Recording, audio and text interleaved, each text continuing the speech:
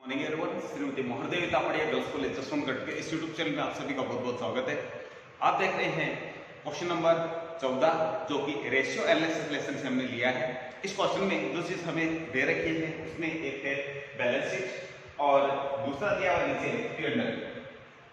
तो balance sheet और P&L के माध्यम से हमें जो चीज कैलकुलेट करनी है वो ये करंट रेशियो निकालना है, लिक्विड रेशियो निकालना है, ऑपरेटिंग रेशियो निकालना है, स्टॉक टर्नओवर रेशियो निकालना है, return on total assets, return on honour equity, debtor velocity, इसको एवरेज कलेक्शन पीरियड एससीपी भी बोलते हैं, ये क्रेडिटर वेलोसिटी, इसको एवरेज पेमेंट पीरियड एपीपी के नाम से भी इसको जाना जाता है। तो इस तरीके से ये चीजें हमें कुछ कैलकुलेट करनी है।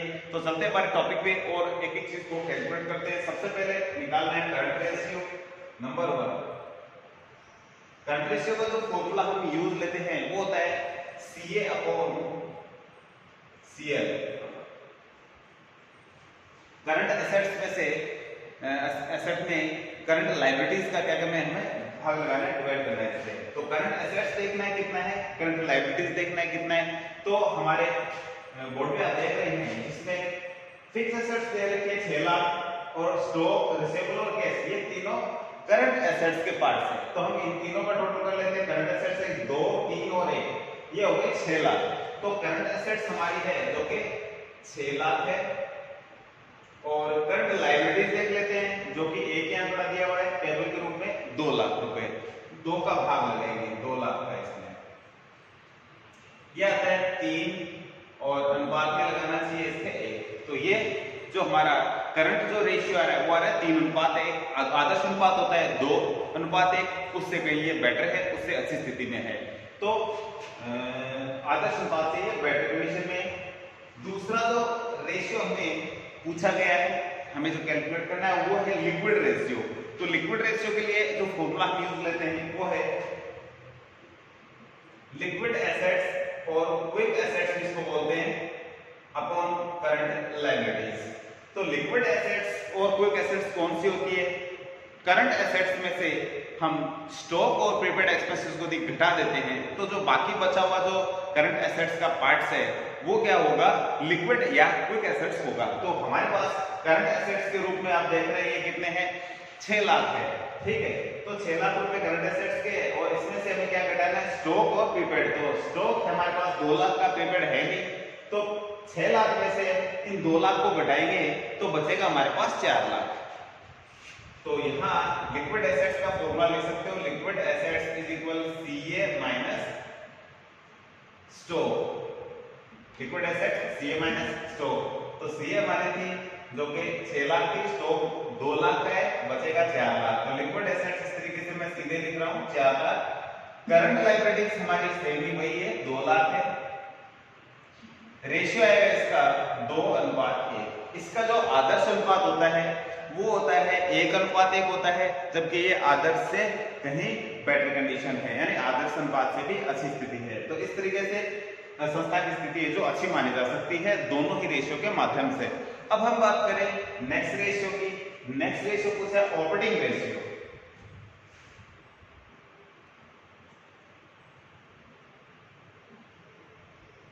ऑपरेटिंग रेशियो का जो फॉर्मूला हम यूज लेते हैं वो होता है operating cost upon net sales into करते हैं 100 से। तो ऑपरेटिंग कॉस्ट कौन सी होती है, इसमें एक तो कॉस्ट ऑफ सेल होती है या कॉस्ट ऑफ गुड्स सोल्ड भी बोलते हैं इसको, COG के नाम से शॉर्ट में इसका नाम हम बोलते हैं, और साथ में ऑपरेटिंग एक्सपेंसेस और इसमें शामिल करने हैं। तो ऑपरेटिंग कॉस्ट यहाँ निकालते हैं, operating cost COG plus operating expenses. COG यानी cost of goods sold, COG निकालने गए सेल्स माइनस GP। सेल्स हमारी है आप देख सकते हैं यहाँ 16 लाख है और ग्रॉस प्रॉफिट दे रखा है 6,40,000।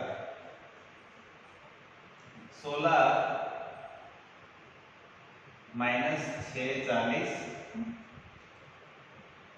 तो ये आएगा 9,60,000। तो इस तरीके से कॉस्ट ऑफ गुड्स सोल्ड 9,60,000 है और यहां लिखेंगे 9,60,000 प्लस ऑपरेटिंग एक्सपेंसेस देखते हैं। ऑपरेटिंग एक्सपेंस यहाँ दे रखे हैं 3 है, एडमिनिस्ट्रेशन सेलिंग एंड अदर 3 हो गया और 3,20,000, 2,00,000, 1,00,000 और 20,000 है। तो इस तरीके से तीनों को मिलाते हैं तो 3,20,000 हो जाता है।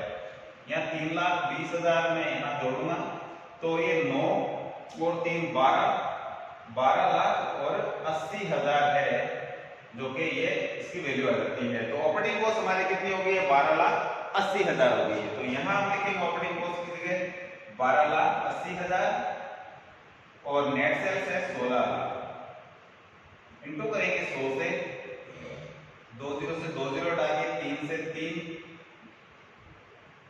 ये आएगा 80%। तो ऑपरेटिंग जो रेशियो हमारा वो कितना है? 80% है। और इसी के माध्यम से हम दूसरी एक चीज निकाल सकते हैं, वो है operating profit ratio.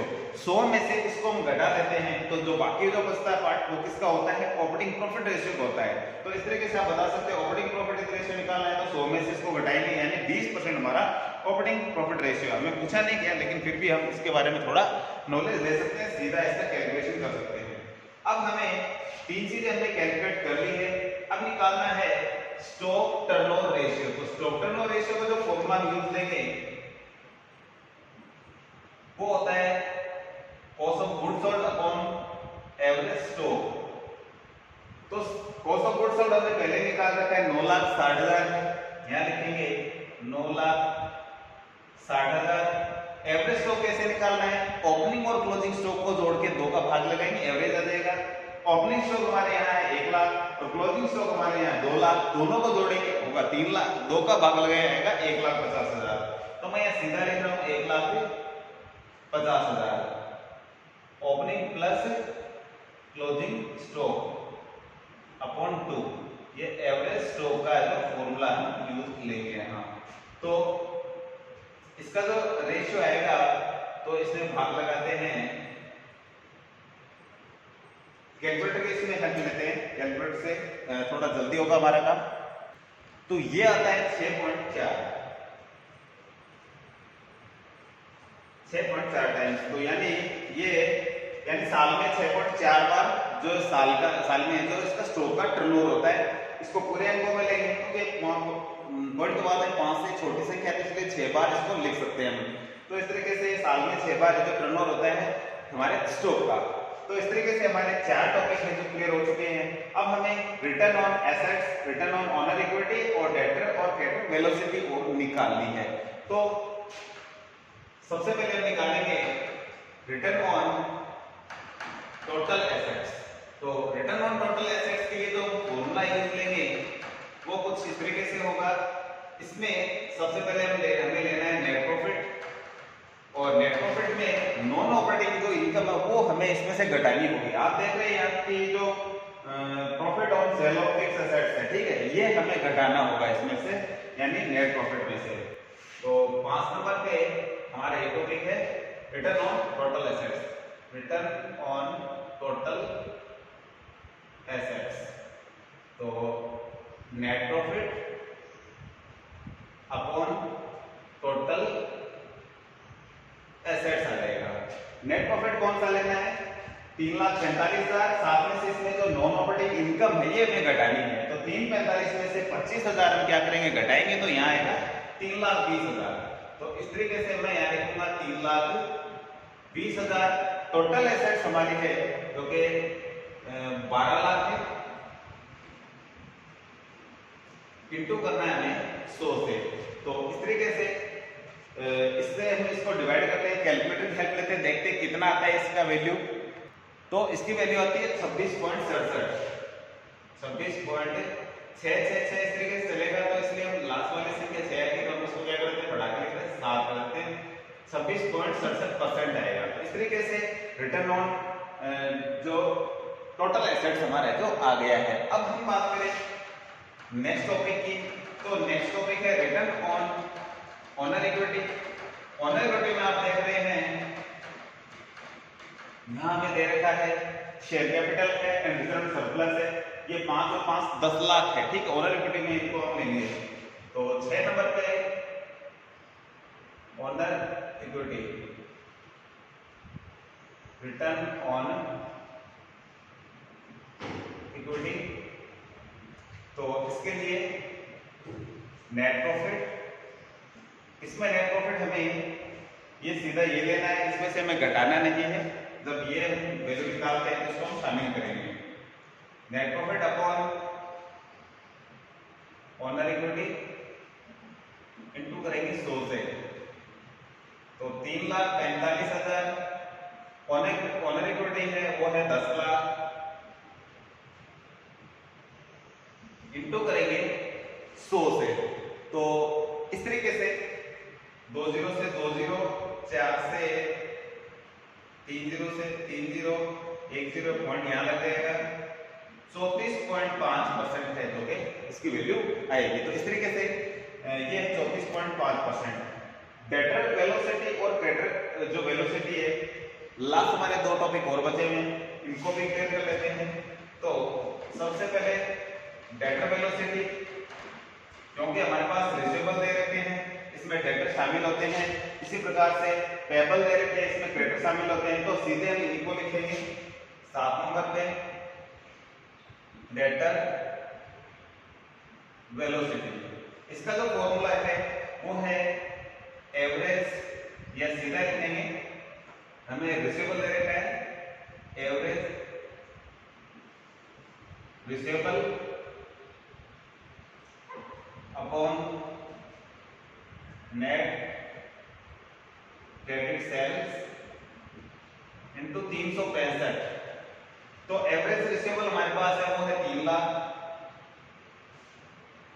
Net credit sales हमारी है 16 लाख,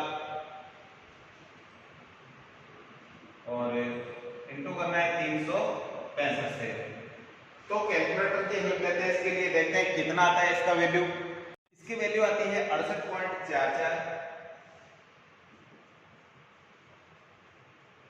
ये डेज आएंगे, क्योंकि ये 0.5 से कम है आगे की संख्या, इसलिए हम क्या करते हैं इसको 68 डेज ही लिखेंगे। तो इस तरीके से जो डेटर से हमें जो पेमेंट होता है तो वो है 68 दिनों से।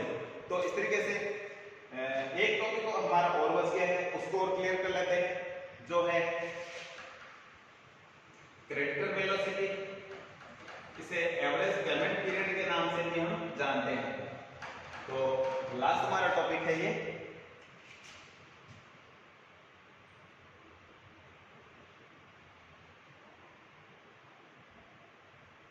इसका जो फॉर्मूला हम यूज लेंगे वो, जैसे कि यहाँ एवरेज रिसीवेबल क्या है, इसमें पेबल आएगा, average payable upon net credit purchase into 365। यहाँ सेल्स आता है, इसमें परचेज आ जाएगा, क्रेडिट परचेज। एवरेज पेबल यहाँ दिखा रखे 2 लाख, नेट क्रेडिट जो हमारी परचेज है वो है 10,60,000, इंटू करेंगे 365 से। तो इसमें भी हम कैलकुलेटर की हेल्प लेते हैं, देखते हैं कितना आता है। इसकी जो वैल्यू आती है वो है 68.87, जिसे हम, क्योंकि 0.5 से ज्यादा है इसलिए हम इसको 69 लिखेंगे डेज। तो इस तरीके से ये इसमें पता चलता है कि 69 दिनों से हम लोग पेमेंट करते हैं। यदि हमारी कंपनी हमने लोगों से उधार लिया तो हम पेमेंट करते हैं। तो इस तरीके से ये 69 डेज आते हैं, और इसमें जो 68 डेज आते हैं जिनसे कि हमें लोग पेमेंट करते हैं, हमने जिनको उधार दे रखा है वो हमें 68 दिनों से पेमेंट करते हैं। तो इस तरीके से हमारे टोटल टॉपिक कंप्लीट होते हैं। तो आज के वीडियो में इतना ही, मिलते हैं नेक्स्ट वीडियो में। तब तक के लिए धन्यवाद। अपने वीडियो को लाइक कीजिए, शेयर कीजिए, इस चैनल को सब्सक्राइब नहीं किया तो वो भी जरूर करें।